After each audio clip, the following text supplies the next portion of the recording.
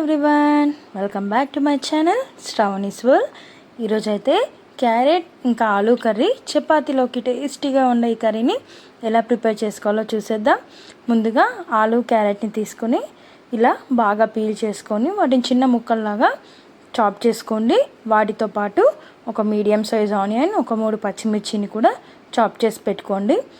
తర్వాత స్టవ్ పైన ఇలాంటి ప్యాన్ పెట్టేసి కొద్దిగా ఆయిల్ని యాడ్ చేయండి. దాంట్లోనే మనం ఒక టేబుల్ స్పూన్ జీలకర్రని యాడ్ చేయండి. అలాగే మనం చాప్ చేసి పెట్టుకున్న ఉల్లిపాయ ముక్కల్ని, పచ్చిమిర్చి ముక్కల్ని కూడా యాడ్ చేసేయండి. కొద్దిగా గోల్డెన్ బ్రౌన్ వచ్చేలాగా ఫ్రై చేయండి. నేనైతే ఇందులో మంచి ఫ్లేవర్ రావడానికి మెంతి కూర ఆకుల్ని యాడ్ చేస్తున్నాను.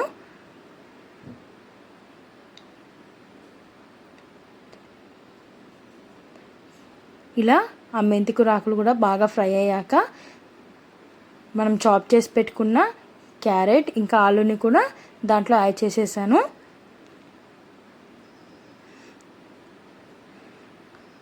అన్నీ యాడ్ చేశాక ఒకసారి ఇలా బాగా కలిపేసుకొని మగ్గించుకోండి.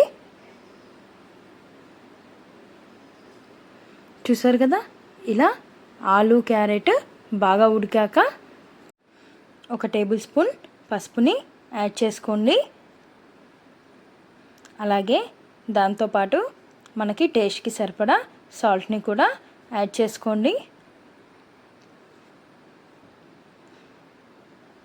నేను ఇందులో 1.5 టేబుల్ స్పూన్ కారంని యాడ్ చేస్తున్నాను. మీ టేస్ట్కి తగ్గట్టుగా స్పైస్ లెవెల్ని యాడ్ చేసుకోండి.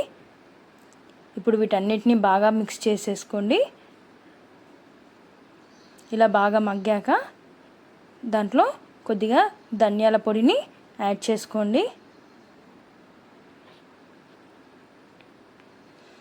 ధనియాల పొడి యాడ్ చేశాక కూడా ఇంకోసారి కలిపేసుకొని ఒక 2 నిమిషాలు అలా ఉడకనివ్వండి.